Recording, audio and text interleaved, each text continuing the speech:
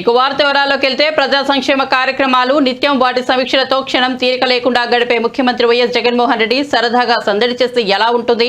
ఆడుదాం ఆంధ్ర కార్యక్రమం ప్రారంభం కోసం గుంటూరు నల్లపాడు లయోలా ప్రాంగణానికి వెళ్లిన ఆయన అక్కడి క్రికెట్ ఆడారు. కార్యక్రమం ప్రారంభించిన అనంతరం మైదానంలోకి అడుగుపెట్టారు ఆయన.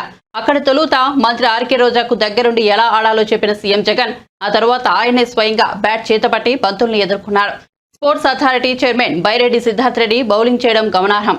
నిత్యం ప్రభుత్వ కార్యక్రమాలతో బిజీగా గడిపే సీఎం జగన్ ను అలా చూసేసరికి తోటి మంత్రులు, అధికార యంత్రాంగం సంబరంగా చప్పట్లు కొడుతూ కనిపించారు. ఆ సమయంలో మంత్రులు విడుదల రజని, అంబటి రాంబాబు పక్కనే ఉన్నారు.